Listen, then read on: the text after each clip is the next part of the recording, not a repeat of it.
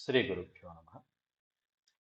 వ్యాస విరచిత శ్రీమద్భాగవతంలో దశమ స్కందంలో నేడు మనం 52వ అధ్యాయాన్ని ప్రవచించుకుంటున్నాం. ఈరోజు మనం చెప్పుకోబోయేటువంటి అంశంలో రుక్మిణి శ్రీకృష్ణ పరమాత్మల యొక్క మధ్యలో ఏ విధమైనటువంటి అనురాగం చోటు చేసుకుంది, వారిద్దరి మధ్యలో ప్రేమ పెరగడానికి కారణం ఏమిటి, అలాగే వారి యొక్క గుణాలు, అనురాగాలు మొదలైనటువంటివి ఎవరి వలన విన్నారు, ఒకరి గురించి ఒకరు ఏ విధంగా తెలుసుకున్నారు, అలాగే ఈ రుక్మిణీదేవి యొక్క సోదరులు ఎవరు మొదలైనటువంటి వివరాలన్నీ కూడా వ్యాసుడు వారు ఈ అధ్యాయంలో పొందుపరచడం జరిగింది. నిన్నటి రోజున పాఠంలో మనం జరాసంధుడి నుంచి శ్రీకృష్ణ పరమాత్ముడు బలరాముడు ఏ విధంగా తప్పించుకొని ద్వారకా నగరానికి ప్రయాణం అయ్యారు అనేటువంటిది మనం చెప్పుకున్నాం. ఆ తర్వాత జరాసంధుడు మగధకి ప్రయాణించాడు తన సైన్యంతో పాటుగా. తర్వాత జరగబోతున్నటువంటి ఘట్టం రుక్మిణి శ్రీకృష్ణుల యొక్క వివాహం. ఆ అంశాన్ని మనం చెప్పుకోబోయే ముందుగా భగవత్ సంకీర్తన చేసుకుని మనం ప్రారంభించుకుందాం. శుక్లాంబరధరం విష్ణుం శశివర్ణం చతుర్భుజం ప్రసన్నవదనం ఛాయేత్ సర్వవిఘ్నోపశాంతయే. వ్యాసం వసిష్ఠనప్తారం శక్తేః పౌత్రమకల్మషం పరాశరాత్మజం వందే సుఖతాతం తపోనిధిం. వ్యాసాయ విష్ణురూపాయ వ్యాసరూపాయ విష్ణవే నమో వై బ్రహ్మనిధయే వాసిష్ఠాయ నమో నమః. నారాయణం నమస్కృత్య నరం చైవ నరోత్తమం దేవీం సరస్వతీం వ్యాసం తతో జయముదీరయేత్.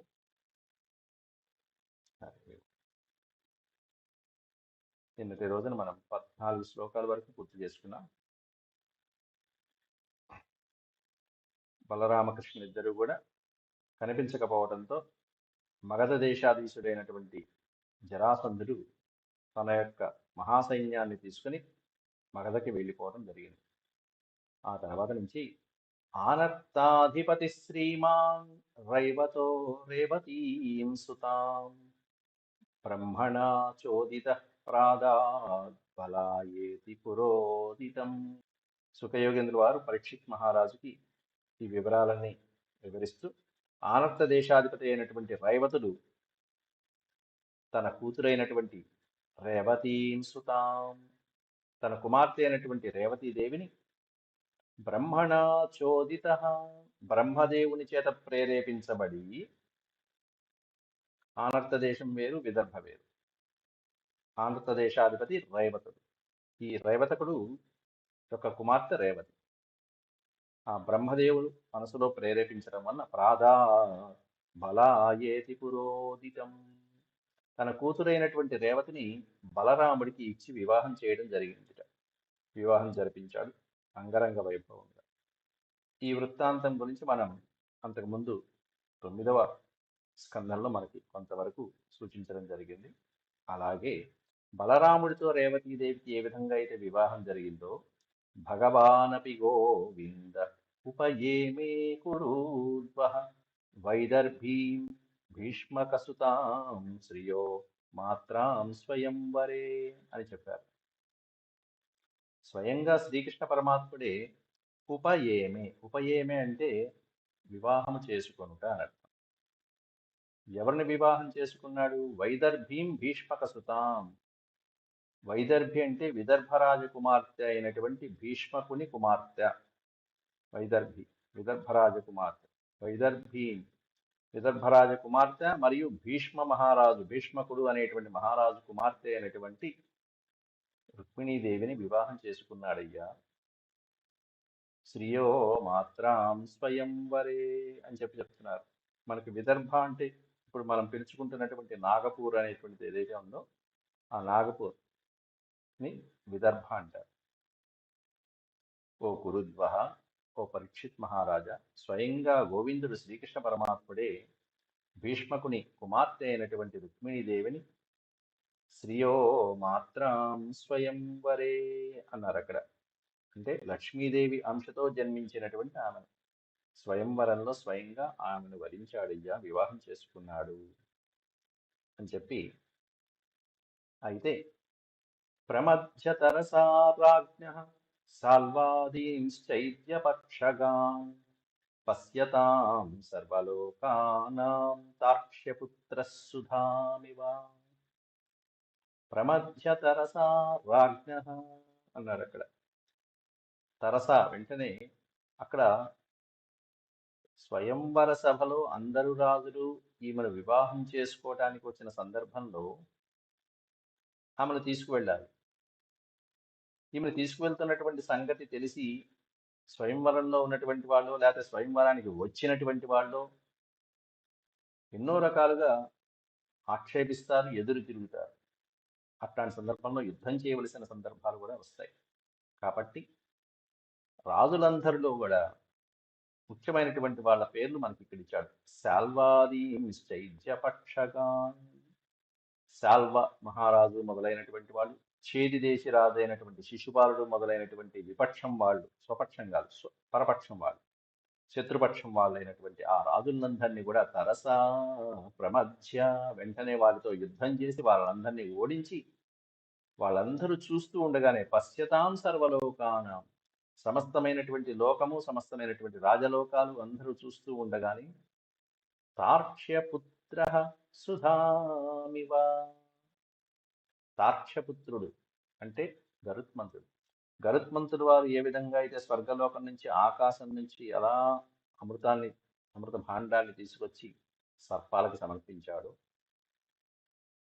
అంటే తార్క్ష్యపుత్రుడు ఇంద్రాది దేవతలతో మొదలైనటువంటి వాళ్ళతో యుద్ధం చేసి మరి ఏ విధంగా అయితే అమృతాన్ని గ్రహించాడో, ఆ గ్రహించిన తర్వాత తార్క్ష్యపుత్ర సుధామివ, అలా గరుత్మంతుడు గ్రహించినట్టుగా అమృతాన్ని శ్రీకృష్ణ పరమాత్ముడు రుక్మిణీదేవిని గ్రహించాడయ్యా అని చెప్పి వర్ణిస్తున్నారు అక్కడ. ఈ విధమైనటువంటి ఉపమానం చాలా అద్భుతమైనటువంటి ఉపమానం. ఆవిడేమన్నా అమృతం లాంటిది, ఈయన ఏమన్నా తార్క్ష్యపుత్రుడు గరుత్మంతుడు వంటి వాడు అని చెప్పి విష్ణుమూర్తిని ఎవరితోనూ పోల్చలేము. కాకపోతే ఆయన కూడా గరుడ వాహనుడే కాబట్టి, గరుడ ధ్వజుడే కాబట్టి ఆ పోలిక సరిపోతున్నది. తార్క్ష్యపుత్ర పైన గరుత్మంతుడు చాలా గొప్పవాడు. పైగా సుధామివ అనేటువంటి పోలిక ఉంది చూసారా, ఎంత సుందరమైన పోలిక. అమృతం, ఆవిడ అమృతం లాంటిది. అయితే అమృతానికి లక్ష్మీదేవికి ఉన్నటువంటి పోలిక కూడా ఒకటి ఉంది. ఇద్దరు ఒకే చోట పుట్టారు, పుట్టిల్లు ఒకటే. కాబట్టి ఆ అమృతం కూడా క్షీరసాగరం నుండే పుట్టింది, ఈవిడ క్షీరసాగరం నుండే పుట్టినటువంటి ఆవిడ. ఈయన క్షీరసాగరంలో శయనించేటువంటి మహాప్రభువే. కాబట్టి తార్క్ష్యపుత్ర సుధామివ, గరుత్మంతుడు ఇంద్రాది దేవతల్ని కూడా యుద్ధంలో ఓడించి అరివీర భయంకరంగా ఆ అమృతాన్ని ఎలా అయితే కైవసం చేసుకున్నాడో, అట్లా రుక్మిణీదేవిని ఈ ఛేది దేశ రాజు అయినటువంటి శిశుపాలుడు, శాల్వుడు మొదలైనటువంటి రాజులందరినీ ఓడించి ఈమెను గెలుచుకున్నాడయ్యా అని చెప్పి సంక్షిప్తంగా 3 శ్లోకాలలో సుఖయోగేంద్రుల వారు పరీక్షిత్ మహారాజుకి ఆ వృత్తాంతాన్ని చెప్పడం జరిగింది. అంత పెద్ద మహావృత్తాంతాన్ని, రుక్మిణీదేవి కళ్యాణ వైభోగాన్ని 3 శ్లోకాలలో చెప్తే ఎటువంటి శిష్యుడైనా సరే ఏం తృప్తి పొందుతాడు? ఏ విధంగా సరిపోతుంది? వెంటనే పట్టుకున్నాడు పరీక్షిత్ మహారాజు. ఏమయ్యా, రుక్మిణీ కళ్యాణం అంటే మామూలా? ప్రతి కళ్యాణంలోనూ ఆ రుక్మిణీ కళ్యాణాన్ని ఎవరైతే గానం చేస్తారో వారికి సర్వశుభాలు కలుగుతాయి. ఏ విధంగా అయితే గౌరీ పూజ, ఆ పెళ్లి సందర్భంలో గౌరీ పూజ చేయిస్తారో వధువు చేత, ఆ విధంగా ఆమె చేత ఆ వధూవరులిద్దరికీ కూడా రుక్మిణీ కళ్యాణం అనేటువంటి ఈ వృత్తాంతాన్ని శ్రవణం చేయించడం చేత, వినిపించడం ద్వారా వారికి సర్వశుభాలు కలుగుతాయి. వివాహం కానటువంటి కన్యలకు త్వరగా వివాహం కలుగుతుంది. లక్ష్మీదేవి కటాక్షం సర్వదా వారికే ఉంటుంది. ఇంకా మహా ఉపయోగాలన్నీ ఉన్నాయి కదా, అట్లాంటి సర్వశుభాలని చేకూర్చేటువంటి రుక్మిణీ కళ్యాణం గురించి ఇంత సంక్షిప్తంగా చెప్తావేం మహాప్రభు? అందులోనూ భగవంతుడి యొక్క కథలు వింటున్న కొద్దీ ఇంకా వినాలనిపిస్తూ ఉంటుంది. పైగా చెప్పేటువంటి వాడు కూడా సాధారణ పురుషుడా, మహానుభావుడివి నువ్వు. కాబట్టి నువ్వు చెప్తుంటే ఇంకా మాకు వినాలని కుతూహలం కలుగుతుంది. ఎలా అంటే సుధామివ పై శ్లోకంలో చెప్పాడు. ఆ సుధామివ కనెక్షన్ దీనికి అమృతంలాగా ఉందయ్యా నువ్వు చెప్తుంటే. భగవాన్ భీష్మకసుతాం రుక్మిణీ రుచిరాననాం రాక్షసేన విధానేన ఉపయేమే ఇది శృతం. పట్టుకున్నాడు మహానుభావ సుఖయోగేంద్ర. భీష్మకుని కుమార్తె అయినటువంటి రుక్మిణి, సుచిరాననాం రుక్మిణి, సుందరమైనటువంటి ఆననము కలిగినటువంటి స్త్రీ. ముఖం, ఆననం అంటే ముఖారవిందం. అతి సుందరమైనటువంటి లోకోత్తర రమణీయమైనటువంటి ఆనన ముఖం కలిగినటువంటి సౌందర్య లావణ్యవతి అయినటువంటి ఆ రుక్మిణీదేవిని శ్రీకృష్ణ పరమాత్ముడు రాక్షస విధానంలో వివాహం చేసుకున్నాడు అని మేము విన్నామయ్యా. ఉపయేమ ఇది శృతం. శృతం అన్న దగ్గర మయా శృతం అని నేను విన్నాను. రాక్షస విధానం ద్వారా వివాహం చేసుకున్నాడని మేము విన్నామయ్యా. మామూలుగా వివాహాలు 8 రకాల వివాహాలు చక్కగా పుస్తకంలో కూడా ఇచ్చారు, మీరు చూసుకోవచ్చు. బ్రాహ్మణమని, దైవమని, ఆర్షమని ముఖ్యమైనటువంటివి ఈ 3 సుప్రసిద్ధమైనటువంటివి. అలాగే రాక్షసం అని చెప్పి, గాంధర్వమని, పైశాచికం అని చెప్పి మొత్తం ఈ 8 రకాలైనటువంటి వివాహాలు. బ్రాహ్మణము, దైవము, ఆర్షము, ప్రాజాపత్యము, రాక్షసము, అసురము, గాంధర్వము, పైశాచికము. ఈ 8 రకాలైనటువంటి వివాహాలలో రాక్షస వివాహం అనేటువంటి విధానంలో శ్రీకృష్ణుడు వివాహం చేసుకున్నాడని మేము విన్నామయ్యా. అందులో బ్రాహ్మణం అంటే ఏమిటి? ఒక్కొక్క దానికి ఒక్కొక్క రకమైనటువంటి వివాహ ప్రక్రియలు అనేటువంటి మనకు సూచించడం జరిగింది. దాంట్లో రాక్షసం అనేటువంటిది ఏంటంటే కన్య ఈ వరుడిని ఇష్టపడటం జరుగుతుంది. ఆవిడ సూచన ప్రకారం ఈ వచ్చినటువంటి వరుడు మిగతా వారిని అందరినీ జయించి ఆ కన్యని పొందటం జరుగుతుంది. అది స్వయంవరంలో అవ్వచ్చు, స్వయంవరం కాకుండా వేరే చోట అయినా అవ్వచ్చు. ఎక్కడైనా సరే ఎదురు వచ్చినటువంటి వారిని ఎదిరించి కన్య ఇష్టం ప్రకారం తీసుకువెళ్ళటం అనేటువంటిది రాక్షస విధానం అవుతుంది. ఆ విధంగా తీసుకువెళ్ళి వివాహం చేసుకోవడం అనేది జరుగుతుంది. ఇక్కడ కన్య కోరికపై తీసుకురావడం జరిగింది కాబట్టి అక్కడ కన్య యొక్క ప్రాధాన్యత మనకి స్పష్టమవుతూ ఉంటుంది. అంటే వధువుకు ఇష్టమైనటువంటి వివాహము అనేటువంటి తెలుసు. కాకపోతే బలవంతంగా తీసుకురావటం అనేది జరిగింది కాబట్టి అక్కడ రాక్షస విధానం. అంటే కానీ రాక్షసుల పద్ధతిలో వివాహం అనేటువంటి భయంకరమైన వివాహాలు కాదు. అందులో శౌర్య పరాక్రమాన్ని ప్రదర్శించి అని అర్థం. రుక్మిణీనే చెప్తుంది, నీ వీర్య పరాక్రమాన్ని శుల్కంగా ఇచ్చి నన్ను తీసుకువెళ్ళవయ్యా అని కూడా చెప్తుంది శుభ్రంగా. అది రాక్షస విధానం అంటే. ఈ రాక్షస విధానంలోనే తీసుకువెళ్ళమని చెప్పి రుక్మిణీదేవే సూచిస్తుంది. పైగా శ్రీకృష్ణ పరమాత్మని కూడా ఎలా తీసుకువెళ్ళాలి, ఎప్పుడు తీసుకువెళ్ళాలి, ఎక్కడ తీసుకువెళ్ళాలి అంతా కూడా చక్కగా ప్రణాళిక పరంగా కృష్ణ పరమాత్ముడికి సూచన ఇచ్చింది రుక్మిణీదేవి. ఇందులో పాపం అమాయకుడు కృష్ణ పరమాత్ముడికి ఏమీ తెలియదు. ఆయన చూపించిందంతా తన పరాక్రమాన్ని మాత్రమే, మిగతా రాజుల పట్ల అంతా అమ్మవారే నడిపించింది దగ్గర ఉంది. కాబట్టి అట్లాంటి వివాహాన్ని ఇంత సంక్షిప్తంగా 3 శ్లోకాల్లో చెప్తే ఎలా మహాప్రభు? భగవన్ శ్రోతుమిచ్చామి కృష్ణస్వామిత తేజసః యథా మాఘదశాల్వాదీం జిత్వా కన్యాముపాహరత్. హే భగవన్, శ్రోతుమిచ్చామి, వినాలని కోరుకుంటున్నానయ్యా. కృష్ణస్య అమిత తేజసః, అమిత తేజస్శాలి అయినటువంటి శ్రీకృష్ణ పరమాత్ముని యొక్క వివాహ వృత్తాంతం. పైగా యథా మాగధ శాల్వాదీం జిత్వా, మాగధరాజు, శాల్వరాజు మొదలైనటువంటి వాళ్ళందరినీ జయించి కన్యాముపాహరత్, రుక్మిణీదేవిని, ఆ కన్యని ఎలా హరించాడు, ఎలా తీసుకువెళ్ళాడు, ఆ వివరాలని వినాలనే కుతూహలంగా ఉంది స్వామి. బ్రహ్మన్, ఓ బ్రాహ్మణోత్తమ, ఓ బ్రహ్మవాది, కృష్ణ కథా పుణ్యా మాధ్వీర్లోకమలాపః. కోను తృప్యేత శృణ్వానః శృతజ్ఞో నిత్యనూతనాః బ్రహ్మన్ కృష్ణ కదా పుణ్యామాద్భిర్లోకమలాపహాః.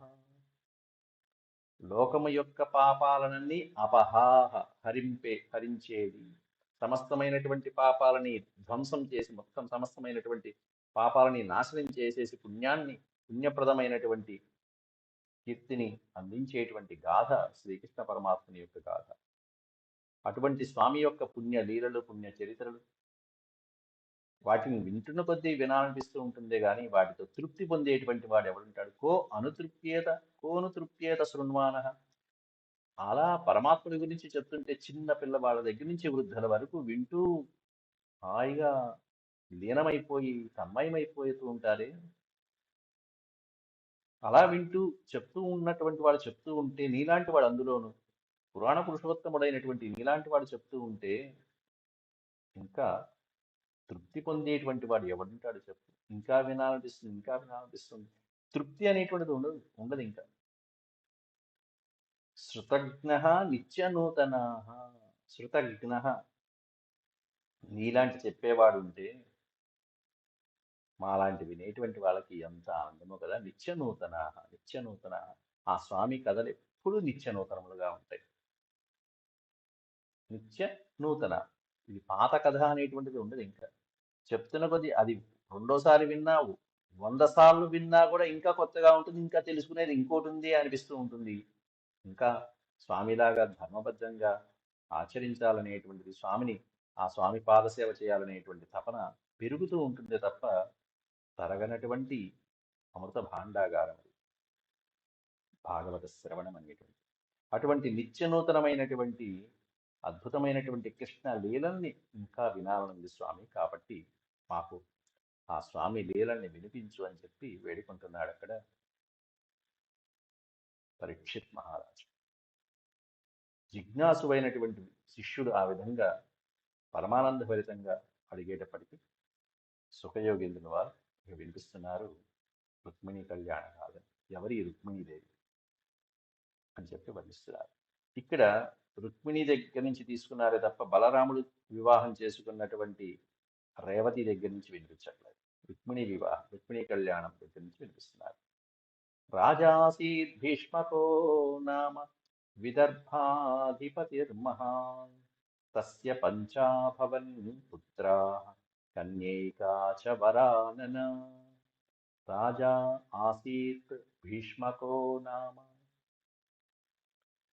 ఓ పరీక్షిత్ మహారాజా, విదర్భ అధిపతి అయినటువంటి భీష్మకుడు అనేటువంటి మహారాజు ఉన్నాడయ్యా. విదర్భని పరిపాలిస్తున్నటువంటి మహారాజు భీష్మకుడు, నాగపూర్ ఇప్పుడు మనం పిలుచుకుంటున్నటువంటి పేరు విదర్భ. పూర్వం సత్యయుగంలో కూడా నలదమయంతుల యొక్క వివాహం కూడా, దాంట్లో దమయంతిదేవి కూడా విదర్భ దేశ రాజకుమార్తె, పరమ పతివ్రత. ఆవిడ లక్ష్మీదేవి స్వరూపమే, అంత గొప్ప ఆవిడ కూడా దమయంతిదేవి కూడా. అందులో ఇక్కడ విదర్భ రాకుమార్తె రుక్మిణీదేవి సాక్షాత్తు స్వయంగా లక్ష్మీదేవి. అట్లా ప్రముఖమైనటువంటి ప్రాంతాలు మన భారతదేశంలో ముఖ్యమైనటువంటివి ఇలా ఉన్నాయి.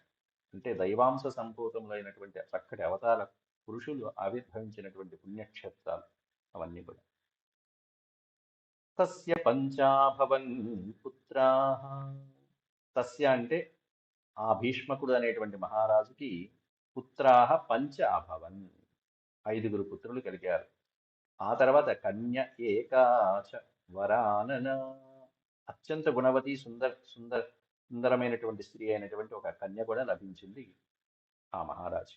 5 పుత్రులు, 5 పుత్రుల తర్వాత ఒక కన్య. ఎవరు, వాళ్ళ పేర్లు ఏమిటి అని చెప్పి ఆ పేర్లు కూడా వివరిస్తున్నారు తర్వాత శ్లోకం. రుక్మ్యగ్రజో రుక్మరథో రుక్మబాహురనంతరః రుక్మకేశో రుక్మమాలీ రుక్మిణ్యేషాం స్వసా సతీ. రుక్మ్యగ్రజో, మొదటి పదం రుక్మి ప్లస్ అగ్రజ, రుక్మ్యగ్రజ. రుక్మ్యగ్రజో రుక్మరథో రుక్మబాహురనంతరః. మొట్టమొదట అగ్రజ అందరికంటే పెద్దవాడవి అంటే రుక్మి. రుక్మి అనేటువంటి వాడు పెద్దవాట. వీడే కృష్ణుడికి శత్రువు అయినటువంటి వాడు. శ్రీకృష్ణ పరమాత్ముడికి శత్రువు రుక్మి. మిగతా వాళ్ళందరూ పరమాత్ముడు అంటే ఇష్టమే. ఈ రుక్మికే శిశుపాలుడు అంటే ఇష్టం. శిశుపాలుడు రుక్మి ఇద్దరు మంచి స్నేహితులు. రుక్మి అగ్రజ. అట్లాంటి అగ్రజుడైనటువంటి పెద్ద కుమారుడైనటువంటి వాడు రుక్మి అయితే, రెండో వాడు వరుసగా రుక్మరథుడు అనేవాడు రెండోవాడు, రుక్మ బాహువు, రుక్మకేశుడు, రుక్మమాలి మొదలైనటువంటి వాడు. ఆ చిట్ట చివరికి రుక్మిణి ఏషాం స్వసాసతి. ఇలా ఐదుగురికి తర్వాత చిన్న చెల్లెలుగా అందమైనటువంటి చక్కటి గుణవతి అయినటువంటి రుక్మిణీదేవి స్వసాసతి, స్వస సోదరిగా ఆవిడ జన్మించడం జరిగింది. సోపసృత్య ముకుందస్య రూపవీర్య గుణశ్రియ గృహాగతైర్గీయమానాస్తం మేనే సదృశం పతిం. అట్లాంటి రుక్మిణీదేవి శ్రీకృష్ణ పరమాత్ముని వరించిందిట. ఎలా వరించింది? సోపసృత్య ముకుందస్య రూప వీర్య గుణశ్రియ అన్నారు. ముకుందుడి యొక్క, ముకుంద అనే పదానికి అర్థమే ముక్తిని ఇచ్చేటువంటి వాడు, ముక్తిని ప్రసాదించేవాడు. ఇహలోక పరలోకాలలో ముక్తిని ప్రసాదించేవాడు. ముక్తే కాకుండా ఇహలోకంలో అనేకమైనటువంటి విషయ భోగాలను అందించేటువంటి వాడు అయినటువంటి వాడు ముకుందుడు. అటువంటి ఆ పరమేశ్వరుడి యొక్క, శ్రీకృష్ణ భగవానుడి యొక్క రూప వీర్య గుణశ్రియ అన్నారు. చక్కటి సౌందర్యము, ఆయన యొక్క అద్భుతమైనటువంటి రూపలావణ్యము, పరాక్రమము, ఆయన గుణాలు, ఆయన సంపద, ఇవన్నీ కూడా సా ఉపసృత్య, స్వపసృత్య అనే పదాన్ని తీస్తే సా ఉపసృత్య. ఆ రుక్మిణీదేవి చక్కగా ఎవరి ద్వారా విన్నది? ఇంటికి వచ్చేటువంటి బంధువుల వలన, ఇంట్లో వారి వలన, లేకపోతే ఇంటికి వచ్చిపోయేటువంటి వాళ్ళు ఎవరైతే ఉంటారో గృహాగతై గీయమానాస్తం అన్నారు. గృహ ప్లస్ ఆగతై అంటే ఇంటికి వచ్చిపోయేటువంటి బంధువుల వలన, అలాగే ఆమె యొక్క సోదరులు ఎవరైతే ఉంటారో, రుక్మి తప్ప మిగతా సోదరులందరూ కూడా కృష్ణుని కీర్తించేవాళ్ళు. అట్లాంటి వాళ్ళందరి వలన శ్రీకృష్ణ పరమాత్ముడు చేసినటువంటి అనేకమైనటువంటి అద్భుత లీలల్ని, ఆయన సంహరించినటువంటి అసుర సంహారాలని, ఆయన ఓడించినటువంటి రాజులని, జయించినటువంటి అద్భుతమైనటువంటి రాజ్యాలని, ఇవన్నీ కూడా వాళ్ళు గొప్ప గొప్పగా చెప్తూ ఉంటే అవన్నీ విని మేనే సదృశం పతిం, తం మేనే సదృశం పతిం, ఆయన్నే భర్తగా మనసులో భావన చేసేసుకుందిట రుక్మిణీదేవి. ఇలా గొప్ప గొప్ప కీర్తి, గుణాలు, రూప వీర్య గుణశ్రియ మొదలైనటువంటి సంపదనంతా వినేటప్పటికీ చేసుకుంటే ఈయననే వివాహంగా పరిణయమాడాలి అనేటువంటి నిశ్చయమైనటువంటి భావనకు వచ్చేసింది రుక్మిణీదేవి. అట్లాంటి నిశ్చయ బుద్ధితో ఉంటే రుక్మిణీదేవి సరే, మరి వరుడి పరిస్థితి ఎలా ఉంది, పెళ్లి కొడుకు పరిస్థితి ఎలా ఉంది, అది కూడా చెప్తున్నారు ఇక్కడ. అంటే కృష్ణుడు కూడా అదే విధంగా రుక్మిణీదేవి యొక్క గుణగణాలని విని ఆయన కూడా మోహవశుడైపోయాడు అని చెప్తున్నారు తర్వాత శ్లోకంలో.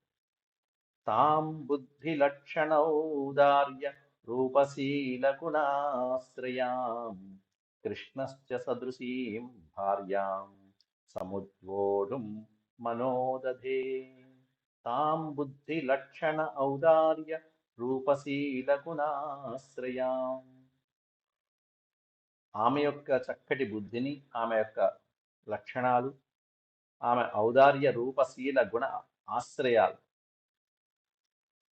చక్కటి రూపాన్ని, ఆమె యొక్క శీల సంపదని, ఆమె యొక్క గుణాలని మొదలైనటువంటి వాటినన్నిటినీ కూడా కృష్ణ పరమాత్ముడు కూడా ఆలకించి,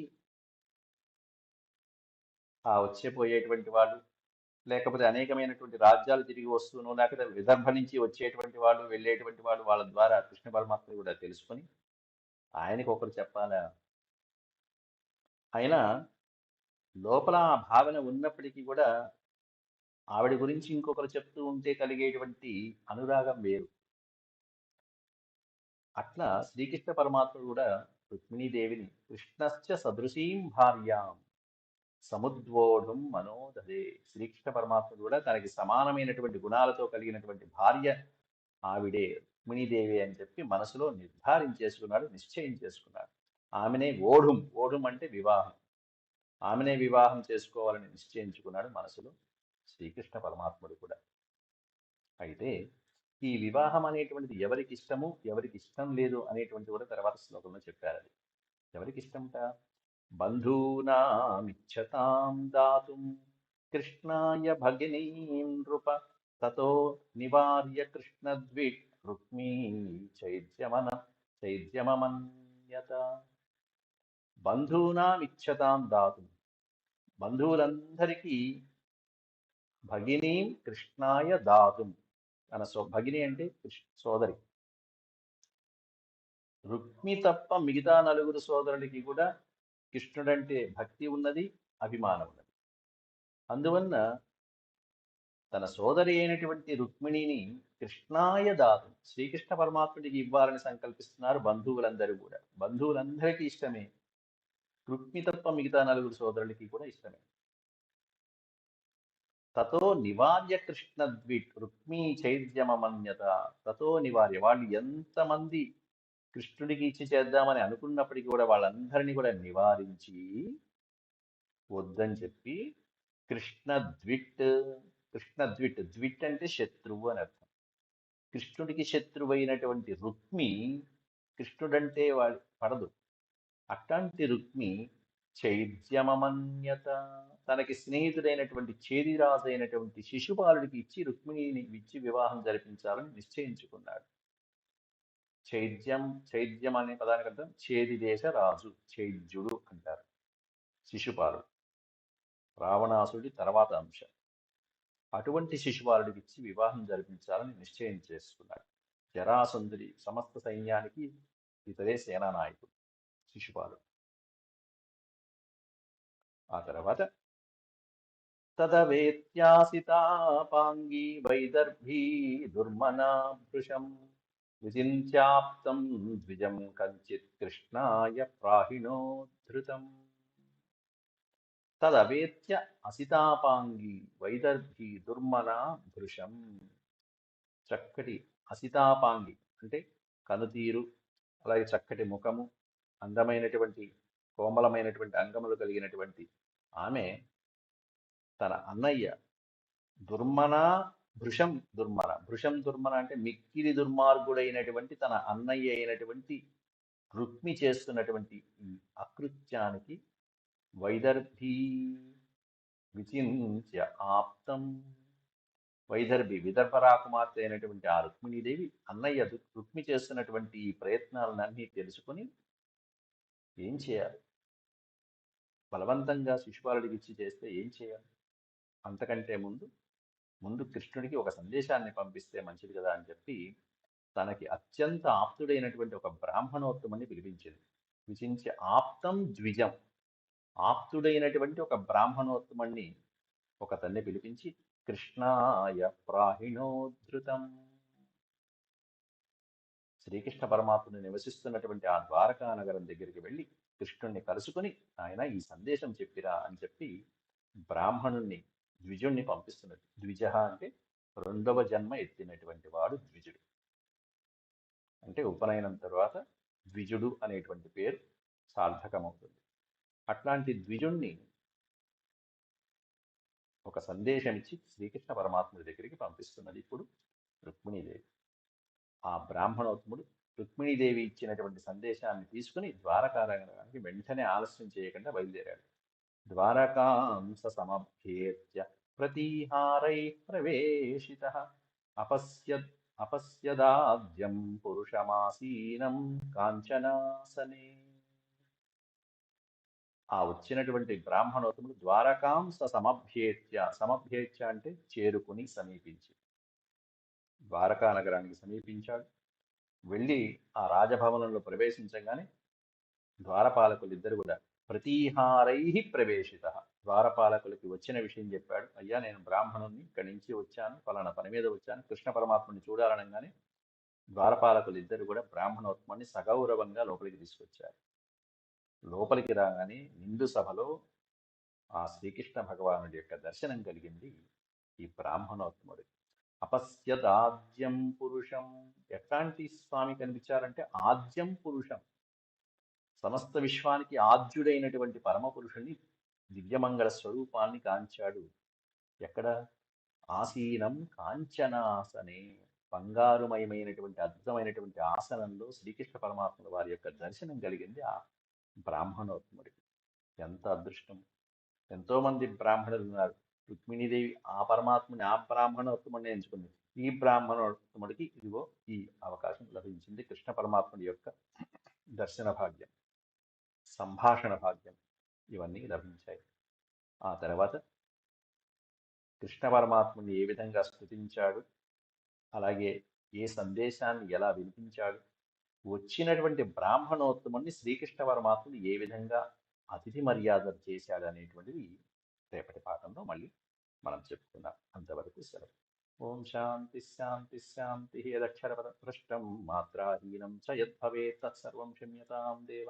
నారాయణ నమోస్తుతే. సర్వం శ్రీకృష్ణార్పణమస్తు. హరి ఓం.